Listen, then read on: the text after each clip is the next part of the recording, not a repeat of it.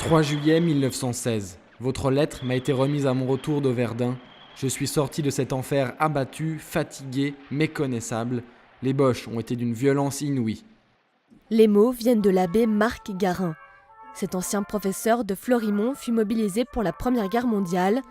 Sa correspondance a été retrouvée dans cette boîte, rapportée aux archives de l'Institut. C'était marqué lettre du père Garin et dans cette enveloppe, on avait toutes les lettres que le père Garin a envoyées au père commerçant depuis les tranchées.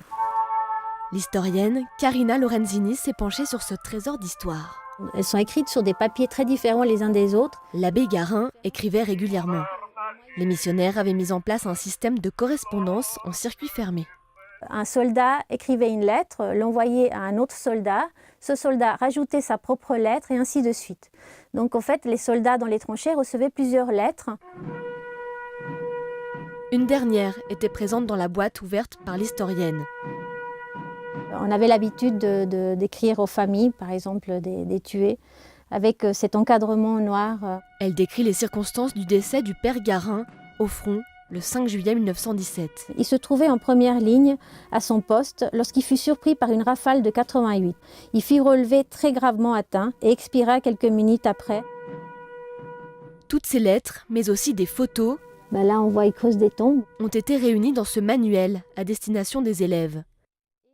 Quelques étages plus haut, des objets viennent compléter l'ouvrage. Les Allemands, les Alliés, donc vous allez voir c'est un petit peu mixé, et là-bas le côté un petit peu plus français. C'est la collection même du professeur d'histoire. J'avais un papa qui me faisait lire les livres d'histoire sur ses genoux, puis je pense que j'ai attrapé le virus. Et puis après, j'ai essayé de les glaner au fur et à mesure, à droite, à gauche. De quoi concerner d'autant plus les élèves. C'est vraiment une approche beaucoup plus matérielle et moins théorique du cours d'histoire. C'est surtout très intéressant de voir les objets qui ont servi, des vrais objets qui ont servi dans les tranchées. Durant ce conflit, 2 professeurs, dont l'abbé Garin, et 19 élèves de Florimont furent tués.